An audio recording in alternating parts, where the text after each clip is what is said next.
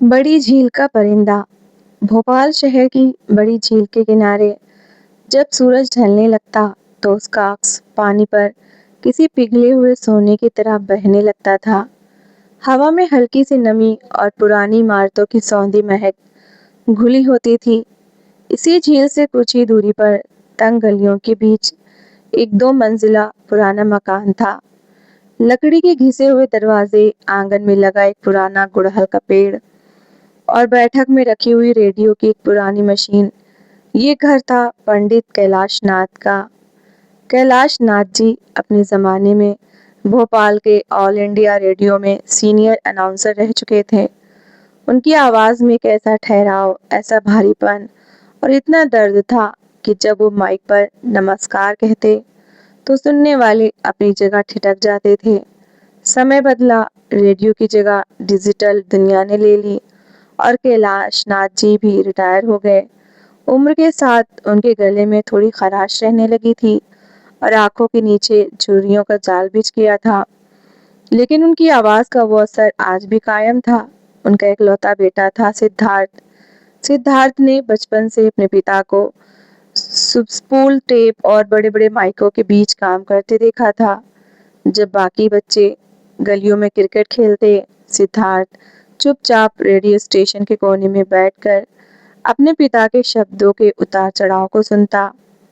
उसके छोटे से दिल में भी एक ही इच्छा सांस लेती थी कि एक दिन उसकी आवाज भी हवा के नम तरंगों पर तैरती हुई किसी उदास इंसान के दिल को छू ले। सिद्धार्थ ने एमए हिंदी साहित्य से किया और उसके बाद जर्नलिज्म की पढ़ाई पूरी की। वो कोई साधारण नौकरी नहीं करना चाहता था। उसका सपना था कि वो ऐसी कहानियां लिखे और सुनाए जो सिर्फ मनोरंजन न करें बल्कि किसी टूटते हुए इंसान का हाथ थाम ले। एक शाम जब बड़ी झील के किनारे हल्की हल्की ठंड बढ़ रही थी, कैलाश नाथ जी और सिद्धार्थ बेंच पर बैठे थे। कैलाश नाथ जी ने दूर तक फैले पानी को देखते हुए कहा, सिद्धार्थ, शब्द सिर्फ अक्षर नहीं होते, शब्द आत्मा का आईना होते हैं। जब तुम माइक के सामने बैठो तो ये मत सोचना कि तुम किसी मशीन से बोल रहे हो। ये सोचना कि दूर अंधेरे में बैठा कोई इंसान तुम्हारी एक एक सांस को सुन रहा है। अगर तुम्हारी कहानी किसी गिरे हुए इंसान को खड़ा होने का हौसला ना दे सके तो समझो तुमने सिर्फ आवाज का सौदा किया है, कहानी नहीं कही। सिद्धार्थ ने अपने पिता के कांपते हुए हाथों को अपने हाथों में लिया और कहा, बाबूजी, मैं कभी अपनी आवाज का सौदा नहीं करूंगा। मैं हमेशा उम्मीद की बात करूंगा। पढ़ाई पूरी होने के बाद करियर को आगे बढ़ाने के लिए सिद्धार्थ को दिल्ली आना पड़ा, लेकिन ये कोई परदेश जाकर अपने घर परिवार को भूल जाने वाली कहानी नहीं थी। दिल्ली की भागदौड़, गाड़ियों का शोर और अजनबियत सिद्धार्थ के लिए बिल्कुल नई थी। फिर भी वो रोज शाम को भोपाल फोन करता। कैलाश नाथ जी बिस्तर पर लेटे लेटे फोन उठाते और घंटों दोनों बाप बेटे बातें करते। कैलाश नाथ जी उसे ना, ड़ा, शा और शाह के उच्चारण की बारीकियों को समझाते और सिद्धार्थ उन्हें दिल्ली की आपाधापी के किस्से सुनाता। दिल्ली में एक प्राइवेट डिजिटल मीडिया कंपनी में सिद्धार्थ को बतौर स्क्रिप्ट राइटर और वॉइस आर्टिस्ट काम मिला। तनख्वाह कम थी और करोल बाग के एक छोटे से नमी वाले कमरे का किराया ही आधा पैसा ले जाता था। कंपनी में काम का माहौल बिल्कुल अलग था। वहाँ कहानियों का मतलब था सस्पेंस, धोखा, ड्रामा और मिर्च मसाला। एक दिन सिद्धार्थ ने एक बेहद भावुक कहानी लिखी, एक बूढ़े कुम्हार की कहानी जो अपने ढलते हाथों से मिट्टी के दिए बनाता था ताकि अपनी पोती की पढ़ाई का खर्च उठा सके। उसने पूरी शिद्दत से स्क्रिप्ट लिखी। प्रोडक्ट मैनेजर ने स्क्रिप्ट को मेज पर पटका, चश्मा उतारते हुए कहा, सिद्धार्थ, ये सब क्या बकवास है? कुम्हार, दिए, ईमानदारी, ये सब आजकल कौन सुनता है?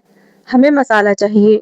एक्स्ट्रा मैरिटल अफेयर लिखो, धोखे की कहानी लिखो, मारधाड़ लिखो। लोग सस्पेंस देखना चाहते हैं, तुम्हारी ये ज्ञान की बातें नहीं। सिद्धार्थ का दिल टूट गया। उसने बहुत शांति से कहा, सर, लेकिन ये कहानी किसी को मेहनत करने की प्रेरणा दे सकती है। हमें प्रेरणा नहीं, व्यूज चाहिए। मैनेजर ने चिल्लाकर कहा, अगर तुम्हारी अगली कहानी में ड्रामा नहीं हुआ तो तुम अपने घर जा सकते हो। उस रात सिद्धार्थ अपने कमरे में बैठकर देर तक रोता रहा। उसने भोपाल फोन मिलाया। बाबूजी, उसकी आवाज भारी थी। शायद दुनिया बदल चुकी है। यहाँ किसी को सच और हौसले की बातें नहीं सुननी। सब मसाला बेचना चाहते हैं। क्या मुझे भी वही लिखना पड़ेगा? फोन के दूसरे छोर पर कुछ सेकंड की खामोशी छा गई। फिर कैलाश नाथ जी की गंभीर ठंडी हुई आवाज आई, बेटा, बाजार में सस्ती चीजें बहुत जल्दी बिकती हैं, लेकिन उनकी उम्र लंबी नहीं होती।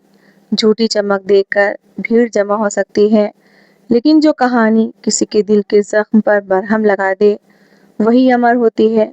तुम भीड़ का हिस्सा बनने नहीं गए थे। अपनी जड़ों को मत भूलो। अगर दुनिया मसाला चाहती है तो तुम उन्हें उम्मीद का स्वाद चखाओ। थोड़ा समय लगेगा पर सफलता तुम्हारी ही होगी।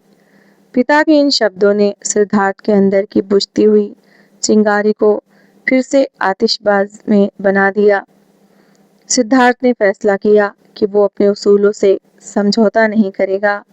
अगर मीडिया हाउस उसकी कहानियों को जगह नहीं दे रहे तो वो अपना खुद का रास्ता खुद तराशेगा। उसने अपनी महीने की तनख्वाह से थोड़ा थोड़ा पैसा बचाकर एक साधारण सा यूएसबी माइक और एक साउंड प्रूफ हेडफोन खरीदा। दिन भर वो कंपनी के लिए काम करता और रात को जब पूरी दिल्ली सो जाती तब वो अपने छोटे से कमरे में एक टेबल लैंप जलाकर बैठ जाता। उसने अपने यूट्यूब चैनल का नाम रखा उम्मीद की आवाज़। उसकी कहानियाँ कोई काल्पनिक या जादुई कहानियाँ नहीं थीं। वो कहानियाँ थीं हमारे आसपास के आम लोगों की। एक ऐसे साइकिल रिक्शा चलाने वाले की जिसने रात रात भर जाग कर अपने बेटे को बीटेक कराया। एक ऐसी कैंसर सर्वाइवर महिला की जिसने बीमारी से जीत कर दूसरों के लिए मुफ्त रसोई शुरू की। एक ऐसे गुमनाम चित्रकार की जिसने हादसे में अपने दोनों हाथ खो देने के बाद पैरों से कैनवास पर रंग भरना सीखा। शुरुआत के 3 महीनों तक स्थिति निराश करने वाली थी। हर वीडियो पर सिर्फ 15, 20 या 30 व्यूज आते। कोई कमेंट नहीं, कोई शेयर नहीं। एक रात सिद्धार्थ को लगा कि शायद वो गलत रास्ते पर है। क्या वाकई लोग सिर्फ मिर्च मसाला ही पसंद करते हैं? लेकिन उसी रात लगभग 2 बजे उसके एक वीडियो पर एक लंबा कमेंट आया। वो कमेंट इंदौर शहर के रहने वाले अमन नाम के एक लड़के का था। अमन ने लिखा था, सिद्धार्थ भाई, मैं पिछले 3 सालों से यूपीएससी की तैयारी कर रहा था। आज मेरा आखिरी अटेम्प्ट था और मैं असफल हो गया। मेरे घर वाले मुझ पर उम्मीदें लगाए बैठे थे। मैं इतना टूट चुका था कि मैंने पंखे से लटक कर अपनी जान देने का पूरा इंतजाम कर लिया था। कमरे का पंखा घूम रहा था और मैं स्टूल पर खड़ा था। तभी मोबाइल पर ऑटो प्ले में आपकी कहानी हौसले की पतंग चलने लगी।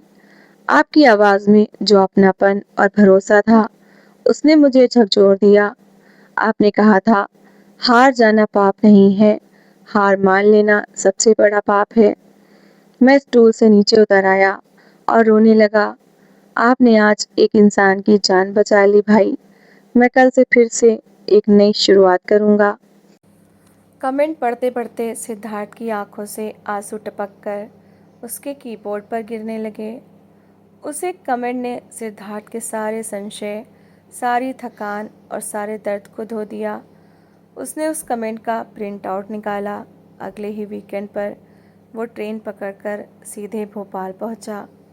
घर पहुंचकर उसने वो प्रिंट आउट अपने बीमार पिता के कांपते हाथों में थमा दिया।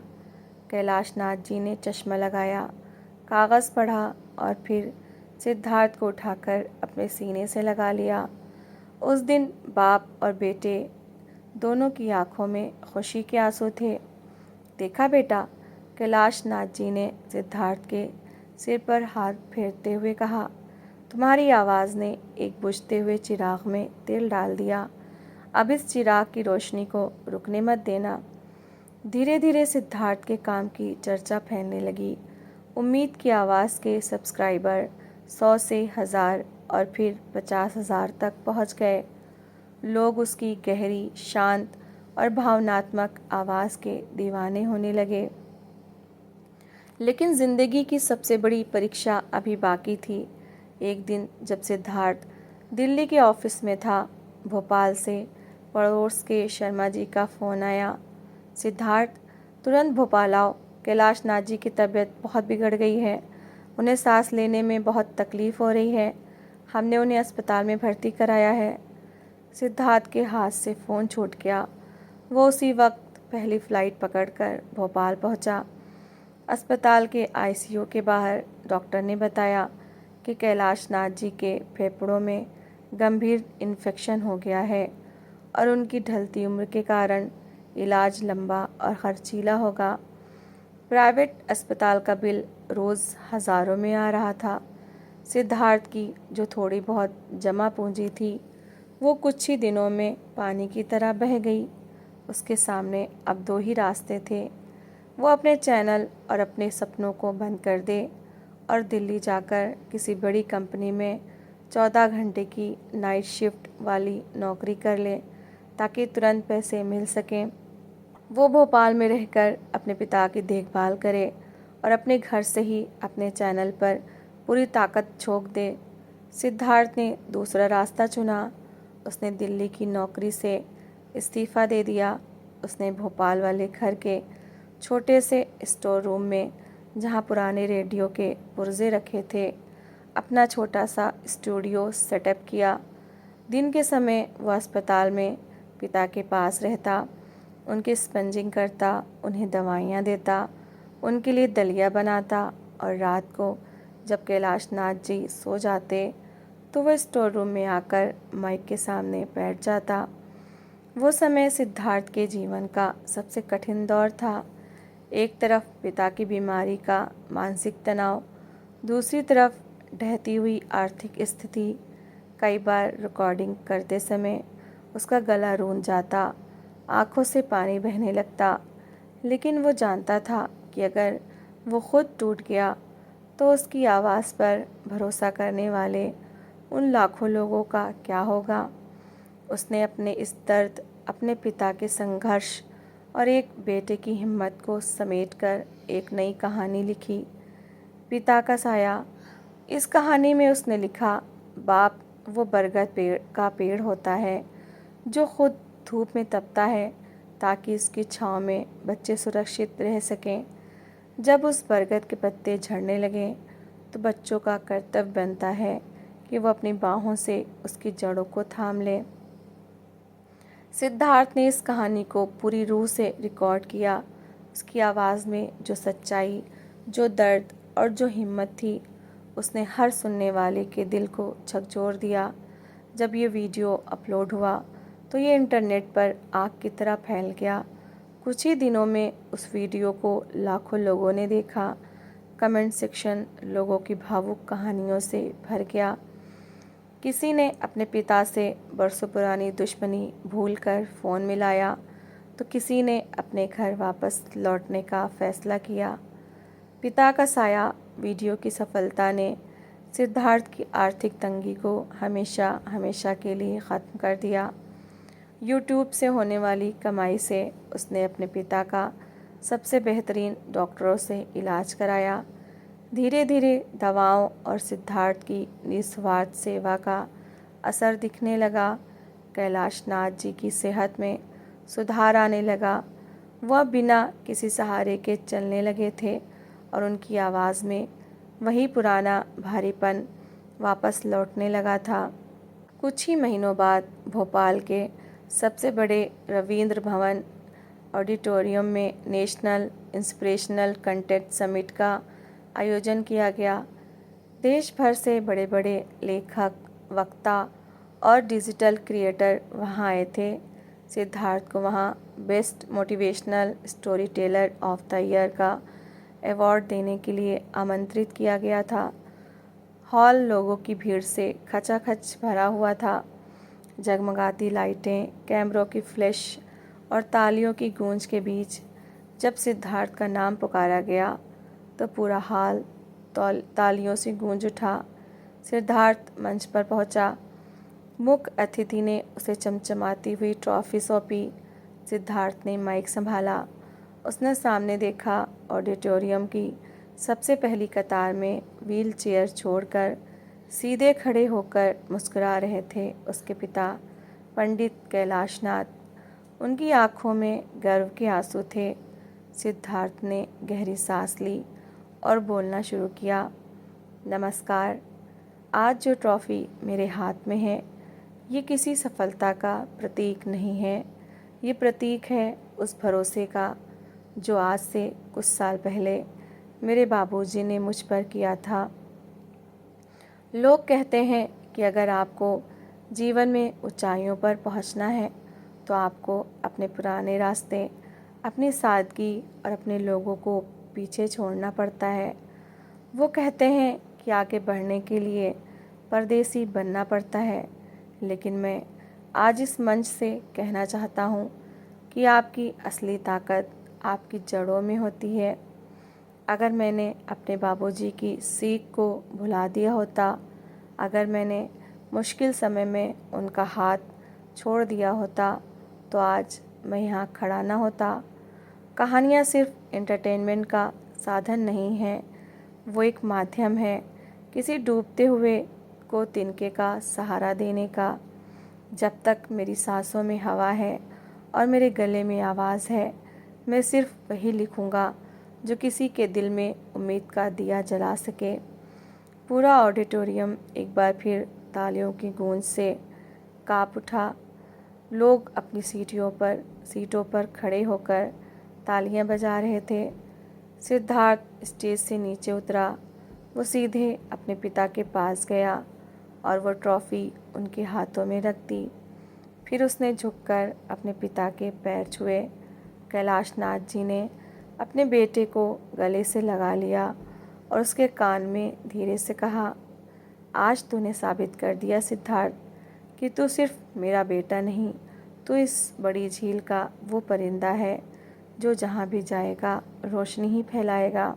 इस कहानी से प्रेरणा, जीवन में आप चाहे कितनी भी तरक्की कर लें, अपने संस्कारों, अपनी सादगी और अपने माता पिता के प्रति अपने कर्तव्यों को कभी नहीं भूलना चाहिए।